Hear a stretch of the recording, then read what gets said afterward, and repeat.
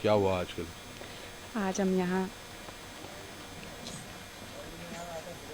CM कार्यालय में आए अपनी बेटी के लिए न्याय की उम्मीद कि आपने हमसे कहा था कि अंकिता को न्याय मिलेगा, लेकिन अभी तक कोई न्याय नहीं मिला उसको। एक वकील उन्होंने दिया भी था तो वो भी केस को उसने बहुत कमज़ोर कर दिया है। हमें नहीं लगता कि इससे हमारे बेटे को न्याय मिल सकता है। हम चाहते हैं कि वो इस वकील को यहाँ से हटा दे और 30 तारीख को जो गवाह है उसको तब तक रोक दिया जाए जब तक मतलब नए वकील की नियुक्ति नहीं हो जाती, क्योंकि हमें अब जितेंद्र रावत पे कोई भरोसा नहीं है। पहले भी नहीं था, पर उनके मतलब जो भी उन्होंने मतलब अभी तक मतलब जो भी काम किया है, हमें नहीं लगता कि इससे हमारे बेटे को न्याय मिलेगा।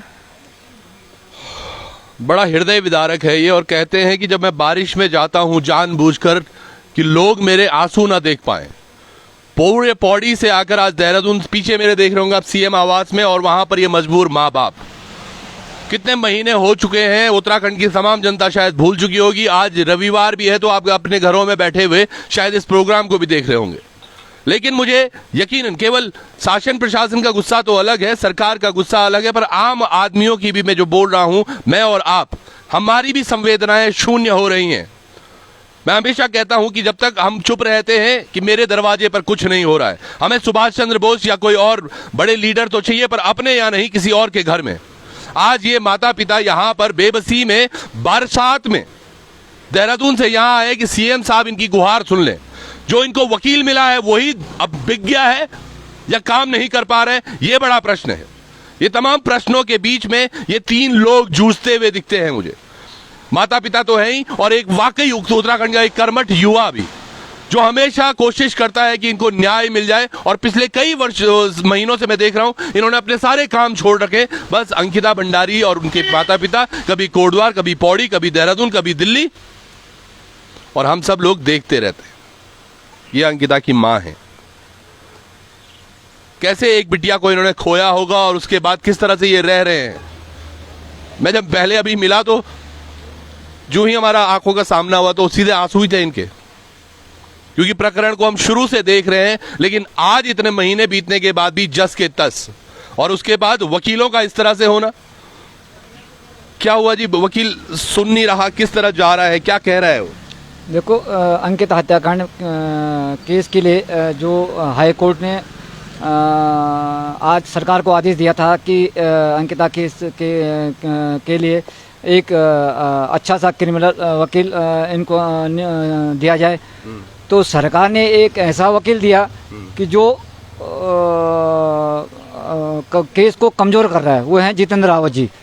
तो जितेंद्र रावत जी जो हमारे 4-5 गवाह के बयान हो रहे, तो उनको जो उनके बयान थे उनको अपने मुंह से उसको थोड़ा दूसरे ढंग से बुलाने की कोशिश कर रहे हैं, बोल रहे हैं, ताकि केस कमज़ोर पड़ जाए। ये कुछ ऐसा ही हो रहा है। देखिएगा, धामी जी पहले जब मुख्यमंत्री पद पर थे, उसके बाद जब इलेक्शन हुए तो हार गए थे वो, फिर चंपावत से लड़े, और सामने विपक्ष में एक ऐसी महिला खड़ी थी कांग्रेस की तरफ से जिनका निश्चित था हारना। वैसे ही यहां पर भी हो रहा है। ये राजनीतिक दल किस तरफ से खेलते हैं वो बहुत दिमाग लगाने वाली बात है, क्योंकि ये सरकार, ये जो ये प्रकरण है, ये अंकिता भंडारी के पेरेंट्स के साथ पुलकित आर्य है, उसके पिता का नहीं है। ये मामला है राज्य सरकार वर्सेस पुलकित आर्य, यानी कि राज्य सरकार इसमें पार्टी है, राज्य सरकार की बिटिया है वो, और उसके लिए जो वकील है जिसको बहुत मजबूत होना चाहिए, ये सारा प्रकरण हो रहा है। आशुतोष भाई, किस तरह देख रहे हैं? ये कहाँ जा रही है ये मानवता, संवेदनशीलता, या केवल क्योंकि वो भाजपा का एक बड़ा नेता है तो आज भी उसको बचाने की कवायद चल रही है? देखिए, मुझे तो ऐसा लगता है कि जो विशेष लोक अभियोजक बनाया गया है वो भी कहीं एक साजिश तो नहीं है, क्योंकि अगर उसको नहीं हटाया जाता है तो फिर ये लगेगा कि सरकार ने जानबूझ के ऐसा वकील दिया जो केस को कमजोर करे, और जो विनोद आर्य का ये क्रिमिनल बेटा है पुलकित आर्य, इसकी सजा को कम करवा दे। फिर तो मैं यही मानूंगा और सारी दुनिया ही मानेगी, क्योंकि क्यों नहीं हटा रहे हो आप उससे? ऐसा क्या इंटरेस्ट है? हमने ये तो नहीं कहा कि उसको सरकारी वकील से हटा दो आप। हमने सिर्फ इतना निवेदन किया है कि हमारे केस से हटा दीजिए, बाकी केसों की वो पैरवी करता रहे। तो इतना छोटा सा निवेदन अगर हमारा नहीं माना जा रहा है तो इसको हम, आप ही बताइए, हम क्या माने फिर? बिल्कुल, और सही बात है। सबसे बड़ी बात है, ऐसा ही एक प्रकरण किरण नेगी का दिल्ली में चला। हमने देखा कैसे किरण नेगी को लोअर कोर्ट हाई कोर्ट दोनों में उसको लगा था कि उसके जो दरिंदे थे वो उनको फांसी मिलनी तय हुई थी। जब ये प्रकरण सुप्रीम कोर्ट गया तो वहां से वो बाइज्जत बरी हो गए। ये डर भी है हमें अंकिता भंडारी के प्रकरण में कि कहीं कुछ ऐसा ना हो जाए कि ये केस हार जाए, हम डर लगने लगा है। हाँ, स्वाभाविक ये डर लगने लगा है कि जिस ढंग से जो सरकार ने हमें सरकारी वकील जितेंद्र रावत जी दिए थे, तो वो हमें वैसे ही डर लग रहा है, क्योंकि वो जानबूझ के जहाँ पे गवाह के मेन जो बयान हैं उनको अपने मुंह से उसको थोड़ा चेंज करके जो बुला रहे हैं, तो हमें तो स्वाभाविक है कि हमें डर लग रहा है कि इन केस को ये कमज़ोर करने की कोशिश कर रहे हैं। और हमने जो 1 जून को जो आपत्ति लगाई थी, ज्ञापन सौंपा था डीएम कार्यालय पौड़ी में, तो डीएम साहब ने कोटद्वार एसडीएम के लिए भेजा था, एसडीएम कोटद्वार ने सरकार के लिए उत्तराखंड के लिए देहरादून के लिए भेजा था। तो मैंने कहा था कि अगर 6 तारीख तक अगर इसमें चेंज नहीं हुआ तो हम 7 तारीख को धरने पे बैठ जाएंगे। लेकिन जब हम 7 तारीख धरने पे बैठे तो डीएम साहब ने कहा कि भाई जो है 10 दिन का टाइम दो। तो हमने कहा ठीक है 10 दिन का टाइम दे देंगे। लेकिन आज जो 17-18 दिन हो गए, अभी तक वकील चेंज नहीं किया।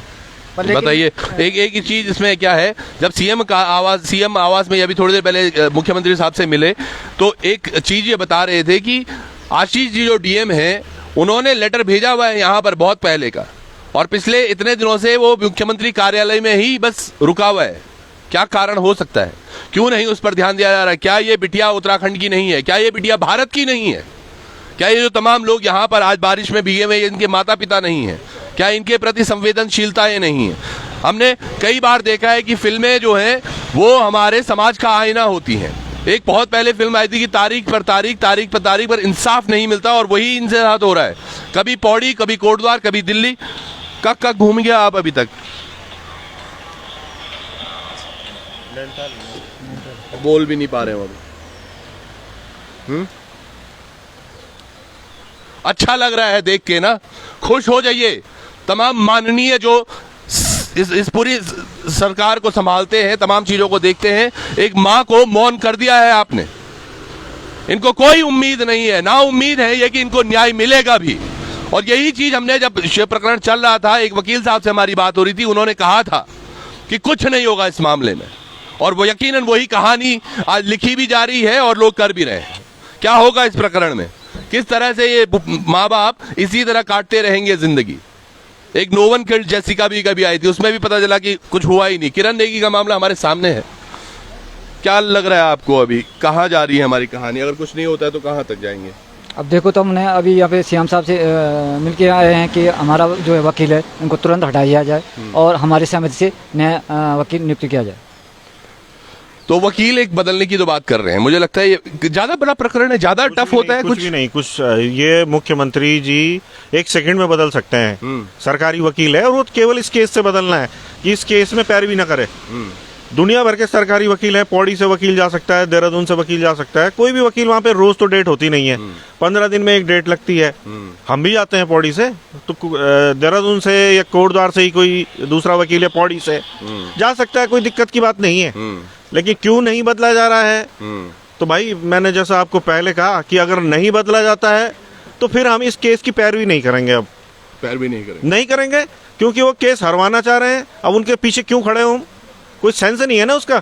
तो इस बात को माँ बाप भी समझ चुके हैं और ऐसा मुकदमा लड़के कोई फायदा नहीं है, क्योंकि जिसका अंजाम हमें पता हो कि मुकदमा हम हारेंगे मतलब उनको अगर 1-2 साल की सजा हो गई तो इसलिए तो नहीं लड़ रहे ना। आपने हमारी बेटी को मार दिया तो इसकी सजा मृत्युदंड है, और 1% अगर आप बचते हैं तो आपको कम से कम उम्र कैद होनी चाहिए। आपको 2 साल की सजा हो जाए, 4 साल की सजा हो जाए, इसके लिए थोड़ा लड़ रहे हैं हम। बड़ी सजा के लिए लड़ रहे हैं, जिससे कि बड़ा मैसेज जाए समाज में कि ऐसा कोई दूसरा हिम्मत न करे। आशुतोष जी, सारी चीजें अलग, आपको नहीं लगता कि समाज भी कहीं ना कहीं सो रखा है? जब तक हमारे यहाँ नहीं होता हम कुछ करते नहीं, बैठे हुए अभी भी घरों में बैठकर लोग देख रहे होंगे। देखिए अब समाज भी, देखिए रोज रोज तो कोई यहाँ पे नहीं आ सकता। सोशल मीडिया पे जिस तरह का रिस्पांस रहता है, मुझे लगता है कि लोग साथ तो खड़े हैं कम से कम। एक चीज है, ये लोग सोशल मीडिया में हो सकता है, ये जैसे भाई साहब ने बोला रोज रोज नहीं खड़े हो सकते हैं, तो यानी कि जब हमारे बच्चों के साथ कुछ हो जाए तो तब शायद हम हो जाएंगे। नहीं, अब आज तो देखिए एक दिन की पता भी नहीं था जी। कि हम लोग यहाँ पे आ रहे हैं। और जब भी हमने आह्वान किया कि हमारे पीछे खड़े हो जाइए, कोटद्वार में हमने बोला कि यहाँ पे ये होने वाला है, तो कोटद्वार में कम से कम 50 लोग पीछे खड़े हो गए थे। आज हमने किसी को नहीं कहा कि हम यहाँ पे आ रहे हैं। बारिश में क्यों परेशान करें, और वो बारिश में भीग के लोग करेंगे क्या बेचारे। निश्चित है कुछ लोग हैं जिन्होंने अभी भी अपने अंदर उत्तराखंडियत, पहाड़ियत, अपनों के लिए अपनत्व और सब चीज़ें रखी हुई हैं, लेकिन किस तरह ये समाज जा रहा है हमारा यकीन बहुत मुश्किल है कहना। एक फिल्म भी आ रखी है आजकल पोथली, जिसमें यही चर्चाएं हो रही हैं कि कहीं ये अंकिता भंडारी पर बनी हुई फिल्म तो नहीं। तमाम चीज़ें हैं, लेकिन कब हम सब एक हो पाएंगे, कब इनको न्याय मिल पाएगा। कुछ एक खास मैसेज देखो, ये रोए जा रही हैं, शायद इसी दिन को देखने के लिए इन्होंने बच्ची पैदा की थी। मैंने कितनी बार बोला, वो बच्ची शहादत देके गई है, वो एक नया सीख, नया उत्तराखंड बनाने की बात करके गई है। अगर हमें आज समझ में आता है तो शायद ठीक, नहीं आता है तो आप अपने घर ठीक, ये अपने घर ठीक, हम अपने घर ठीक। जुड़े रहिएगा। नमस्कार।